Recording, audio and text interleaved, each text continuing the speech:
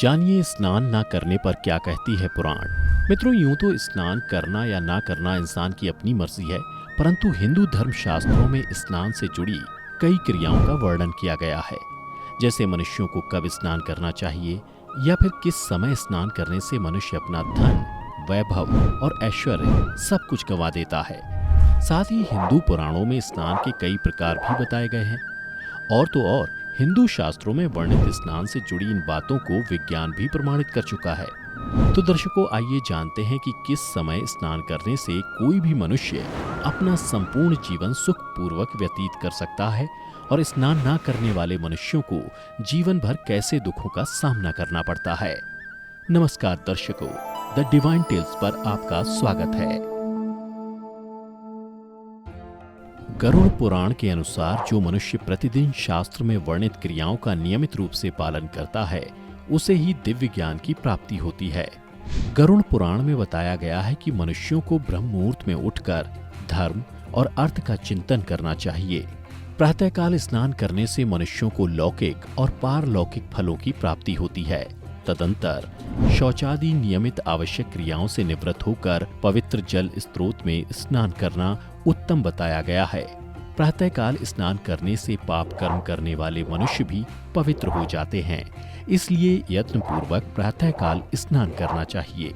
गरुड़ पुराण में परमपिता ब्रह्म जी गरुड़ को स्नान से होने वाले लाभ के बारे में बताते हुए कहते हैं कि रात्रि में जब मनुष्य शांति पूर्वक आराम से सो रहा होता है, तब उसके मुख से निरंतर लार आदि अपवित्र मल गिरते रहते हैं, जिससे मनुष्य का शरीर अपवित्र हो जाता है। इसलिए सुबह उठकर धार्मिक कार्य करने से पहले स्नान करके इस अपवित्रता को धो देना अति अनिवार्य है। इसलिए मनुष्यों को चाहिए कि वो प्रातःकाल उठकर नियमित आवश्यक क्रियाओं से निवृत्त होकर सबसे पहले स्नान करें और उसके बाद ही कोई धार्मिक कार्य करें। गरुड़ पुराण में ब्रह्मा जी कहते हैं कि बिना स्नान किए धार्मिक कार्य करने से कोई फल नहीं मिलता। इसके विपरीत बिना स्नान किए धार्मिक कार्यों को करने वाला व्यक्ति गरुड़ पुराण में पापी माना गया है। उसके बाद ब्रह्मा जी कहते हैं कि वैसे तो स्नान ना करना पाप की श्रेणी में नहीं आता, लेकिन प्रतिदिन सूर्योदय से पहले स्नान मनुष्य का धर्म माना गया है। साथ ही ब्रह्मा जी कहते हैं कि यदि कोई व्यक्ति बिना स्नान किए अपने नए दिन की शुरुआत करता है तो उसका कोई काम नहीं बनता। इसका कारण यह है कि बिना स्नान किए व्यक्ति के आसपास नकारात्मक शक्तियां घेरा बनाए रखती हैं और धर्म शास्त्रों के अनुसार नकारात्मक शक्तियां वहीं वास करती हैं जहां अपवित्रता का वास हो।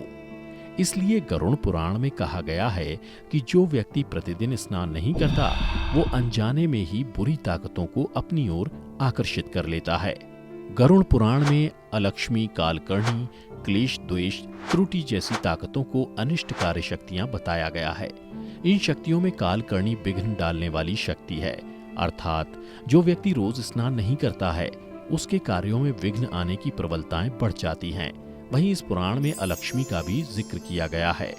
हिंदू धर्म में अलक्ष्मी देवी को माता लक्ष्मी की बहन माना गया है, परंतु देवी लक्ष्मी से विपरीत अलक्ष्मी को निर्धनता की देवी कहा गया है। गरुड़ पुराण के अनुसार प्रतिदिन स्नान न करने वाला व्यक्ति कभी धनवान नहीं होता, क्योंकि इसके घर में अलक्ष्मी का वास होता है। स्नान न करने वाले व्यक्ति के हाथ अक्सर असफलता ही लगती है और वो यश की प्राप्ति नहीं कर पाता। इसके अलावा गरुड़ पुराण में ब्रह्मा जी ने कहा है कि स्नान न करने वाला व्यक्ति अपने निजी जीवन में भी क्लेश से घिरा रहता है। साथ ही ये भी माना जाता है कि स्नान करने से दुस्वप्न और दुर्विचार से होने वाले पाप भी धुल जाते हैं और मनुष्य अपने दिन की शुरुआत इन पापों से मुक्ति पाकर करता है।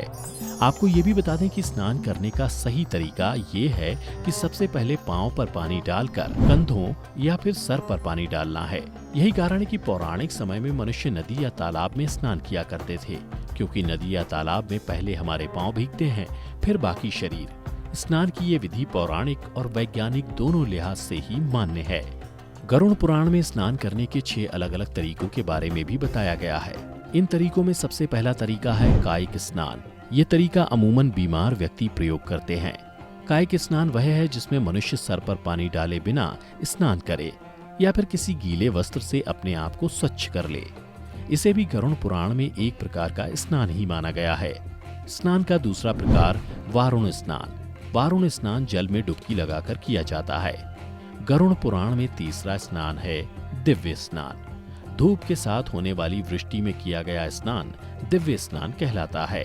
स्नान के चौथे प्रकार को इस पुराण में बेहद महत्वपूर्ण माना गया है। इस स्नान का नाम है वायव्य स्नान।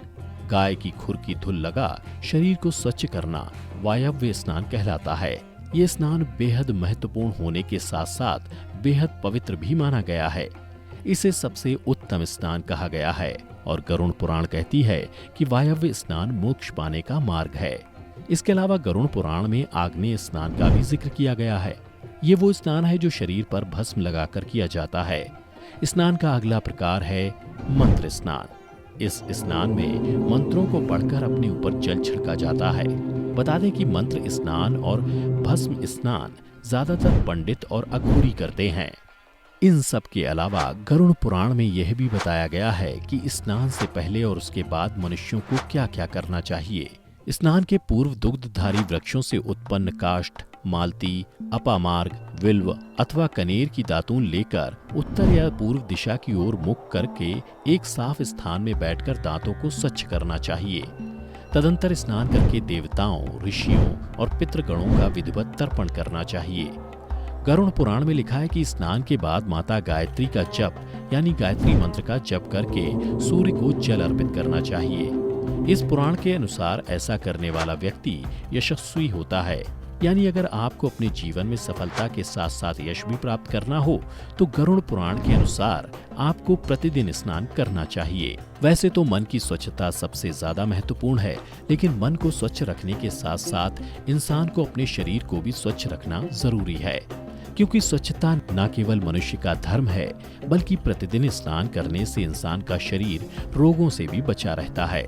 इसलिए दर्शकों, मेरी तो सलाह यही है कि सुबह उठकर अपने नियमित कार्यों से निवृत्त होने के बाद सबसे पहले स्नान कर लें, क्योंकि आजकल देखा जाता है कि व्यस्त जीवन शैली के कारण अधिकतर मनुष्य सूर्योदय के पश्चात ही स्नान करते हैं, जिसे धर्मशास्त्र में राक्षसत्व स्नान माना गया है। और धर्मशास्त्रों की माने तो इस कलयुग में मनुष्य के ज्यादा बीमार पड़ने का यह भी एक कारण है।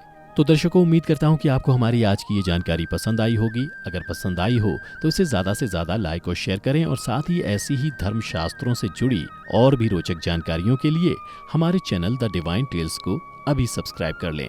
आज की इस वीडियो में फिलहाल इतना ही। अब हमें दीजिए इजाजत। आपका बहुत बहुत शुक्रिया।